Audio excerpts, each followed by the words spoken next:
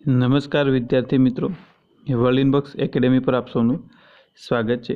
મિત્રો, આજે છે 24 જૂન 2021 અને આજના લેક્ચરમાં આપણે આજના કેટલાક મોસ્ટ ઇમ્પોર્ટન્ટ કરંટ અફેર વિશેની ચર્ચા કરવાના છીએ કે જે તમારી આવનારી પીએસઆઈ, કોન્સ્ટેબલ, બિન સચિવાલય તેમજ જીપીએસસી ક્લાસ 1-2 અને ડીવાયએસઓ એસટીએ તેમજ પીઆઈની પરીક્ષાની અંદર પૂછાઈ શકે તેવા પ્રશ્નોની આપણે સંપૂર્ણ ડિટેલ તેમજ ફેક્ટ ડેટા અને તેને લગતા સ્ટેટિક જીકે સાથે ચર્ચા કરવાના છે, જેનાથી આવનારી દરેક એક્ઝામની અંદર કરંટ અફેરનો કોઈ પણ પ્રશ્ન પૂછાય તો એનો જવાબ તમને 100% આવડે। મિત્રો, આ માટે આપણા કરંટ અફેરના લેક્ચર જે છે એ તમે રેગ્યુલર ફોલો કરવાનું રાખો, જેનાથી ચોક્કસથી તમને એક્ઝામમાં ફાયદો થશે। આ સિવાય મિત્રો, તમને લેક્ચર પસંદ આવે છે તો લેક્ચરને લાઇક કરો અને વધુમાં વધુ આપણું લેક્ચર જે છે એને શેર કરો, જેનાથી વર્લ્ડ ઇનબોક્સ એકેડેમી દ્વારા તમને દિવસભરનું મહત્ત્વપૂર્ણ કરંટ અફેર એ પણ માત્ર 15 થી 20 મિનિટની અંદર મળી જતું હોય તો આ લેક્ચરનો તમે લાભ ઉઠાવો અને તૈયારી કરતા અન્ય વિદ્યાર્થી સુધી પણ આપણું લેક્ચર પહોંચાડો, જેનાથી એમને પણ ફાયદો થઈ શકે। તેમજ મિત્રો, તમે હજુ સુધી આપણી વર્લ્ડ ઇનબોક્સ યુટ્યુબ ચેનલને સબસ્ક્રાઈબ કરી નથી તો તેને હાલ જ સબસ્ક્રાઈબ કરો અને બાજુમાં આપેલ બેલ આઇકન પ્રેસ કરો, જેથી આવનારા નવા વિડીયોની અપડેટ તમને મળતી રહે। તો મિત્રો, આ સાથે ચાલો શરૂઆત કરીએ આજના લેક્ચરની। તો મિત્રો, ગઈકાલના લેક્ચરમાં આપણે એક પ્રશ્ન પૂછેલો હતો કે વર્તમાનમાં ગુજરાતના મુખ્ય સચિવ કોણ છે? તો મિત્રો, એની અંદર આપણો સાચો જવાબ આવે છે અનિલ મુકિમ। ઘણા મિત્રોએ આનો સાચો જવાબ આપ્યો છે, જે ખૂબ સારી બાબત છે। આવી જ રીતના મિત્રો, લેક્ચરની અંતમાં પૂછવામાં આવતા પ્રશ્નનો તમે કમેન્ટ બોક્સની અંદર જવાબ જણાવવાનું રાખો, જેનાથી તમારા જીકેમાં પણ વધારો થશે। તો મિત્રો, વર્તમાનમાં ગુજરાતના મુખ્ય સચિવ છે અનિલ મુકિમ, અને અનિલ મુકિમ જે છે એ 30 નવેમ્બર 2019થી ગુજરાતના 29મા મુખ્ય સચિવ તરીકે પોતાનો કાર્યભાર સંભાળ્યો છે। તો મિત્રો, ચાલો શરૂઆત કરીએ આજના લેક્ચરના પહેલા પ્રશ્નથી। તો મિત્રો, પહેલો પ્રશ્ન છે કે ભારતે કયા દેશ સાથે મળીને હાઇડ્રોજન ટાસ્ક ફોર્સની રચના કરી છે? તો મિત્રો, એની અંદર આપણો જવાબ આવે છે અમેરિકા। તો ભારતે અમેરિકા સાથે મળીને હાઇડ્રોજન ટાસ્ક ફોર્સની રચના કરી છે। આ ફોર્સને US India Strategic Energy Partnership અંતર્ગત લોન્ચ કરવામાં આવી છે, તેમજ United State Department of Energy અને MNRE ભારત સરકારે અને યુએસ સ્ટ્રેટેજિક પાર્ટનરશિપ ફોરમના સંયુક્ત રૂપથી આને લોન્ચ કરવામાં આવી છે। ત્યારબાદ જોઈએ મિત્રો આપણો આગળનો પ્રશ્ન। તો તાજેતરમાં ભારત અને કયા દેશે હિન્દ મહાસાગરમાં free and open Indo Pacific નામનું એક સંયુક્ત નૌસૈનિક અભ્યાસનું આયોજન કર્યું છે? તો મિત્રો, એની અંદર આપણો જવાબ આવે છે જાપાન। તો મિત્રો, જાપાન અને ભારતે હિન્દ મહાસાગરમાં free and open Indo Pacific નામનું એક સંયુક્ત નૌસૈનિક અભ્યાસનું આયોજન કર્યું હતું। મિત્રો, એક્ઝામના નવા ટ્રેન્ડ મુજબ આજે યુદ્ધ અભ્યાસ થતા હોય છે એ એક્ઝામની અંદર ઘણીવાર પૂછાતા હોય છે, તો ખાસ કરીને કયા બે દેશની વચ્ચે થાય છે અને યુદ્ધ અભ્યાસનું નામ જે છે એ ખૂબ જ મહત્ત્વનું હોય છે। તો આ પ્રશ્ન જે છે એ આઈએમપી છે, તો એને નોટ ડાઉન કરી શકો છો।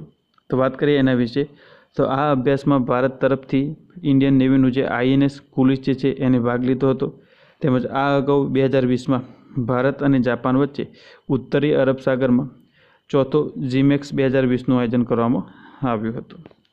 તો મિત્રો, ભારત અને જાપાન વચ્ચે 2020માં ઉત્તરી અરબ સાગરમાં ચોથા GMEX 2020નું પણ આયોજન કરવામાં આવ્યું હતું। ત્યારબાદ જોઈએ મિત્રો આપણો આગળનો પ્રશ્ન।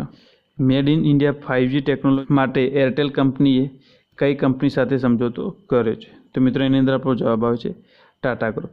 તો ભારતમાં જ 5G ટેકનોલોજી વિકસાવવા માટે એરટેલે ટાટા ગ્રુપ સાથે એક સમજૂતો કર્યો છે, અને એરટેલ અને ટાટા ગ્રુપ સાથે મળીને ભારતમાં 5G ટેકનોલોજી વિકસાવશે। આ સિવાય આગળ વાત કરીએ એના વિશે, તો ટાટા TCS એ ORAN તકનીક પર આધારિત રેડિયો અને NSA તેમજ SA કોર વિકસિત કર્યા છે, અને જેને કંપની 2022થી કોમર્શિયલ ઉપયોગ માટે ઉપલબ્ધ કરાવશે। આ સિવાય એરટેલ જે છે એ આ તકનીકનો ઉપયોગ માટે પોતાના 5G નેટવર્ક જે છે એને રિલીઝ કરશે। ત્યારબાદ જોઈએ મિત્રો આપણો આગળનો પ્રશ્ન।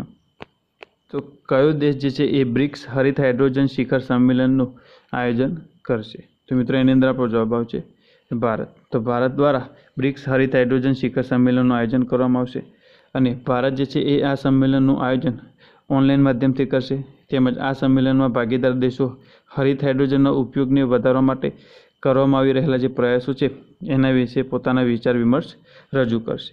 તો મિત્રો, આ જે આયોજન છે શિખર સંમેલન, એનું ભારત ઓનલાઈન માધ્યમથી આયોજન કરશે, અને આ સંમેલનમાં ભાગીદાર દેશો હરિત હાઇડ્રોજનના ઉપયોગને વધારવા માટે કરવામાં આવેલા જે પ્રયાસો છે એના વિશે પોતાના વિચારો જે છે એ રજૂ કરશે। ત્યારબાદ મિત્રો આગળના પ્રશ્નની ચર્ચા કરીએ એ પહેલાં વાત કરી વર્લિનબક્સ એકેડેમી દ્વારા આવનારી ડીવાયએસઓ તેમજ એસટીએની જે પ્રિલિમ પરીક્ષા છે એના માટે એક ફ્રી પ્રેક્ટિસ પેપર સિરીઝનું આયોજન કરવામાં આવ્યું છે અને જેની શરૂઆત આજથી થવા જઈ રહી છે, જે અંતર્ગત ડેલી એક પ્રેક્ટિસ પેપર જે છે એ આપણે ટેલિગ્રામ ચેનલમાં મૂકવામાં આવશે।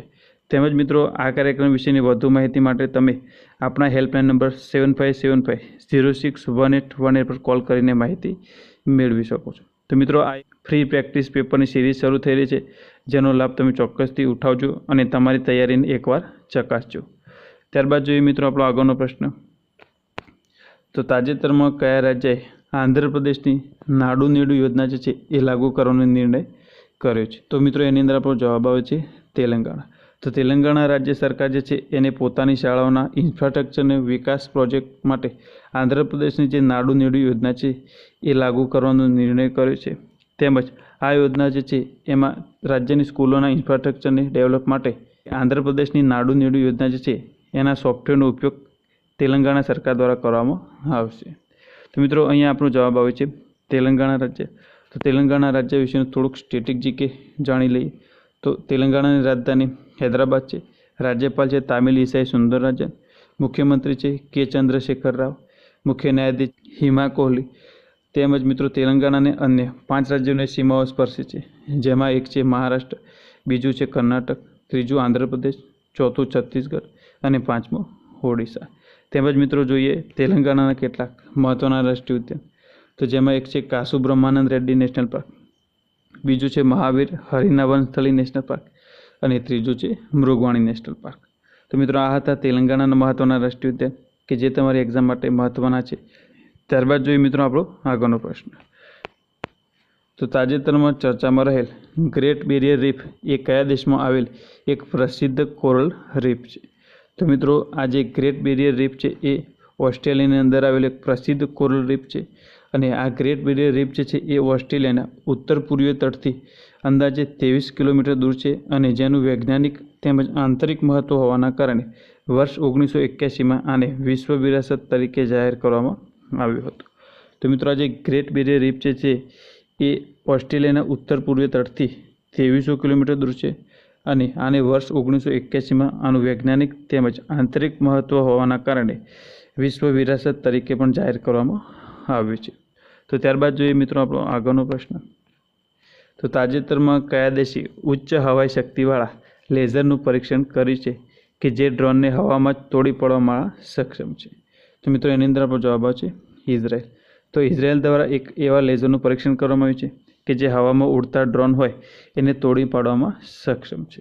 તો આ જે લેઝર છે એના પરીક્ષણ માટે ઇઝરાયલે ભૂમધ્ય સાગરમાં અનેક ડ્રોનને તોડી પાડે છે અને આનું સફળતાપૂર્વક પરીક્ષણ કર્યું છે।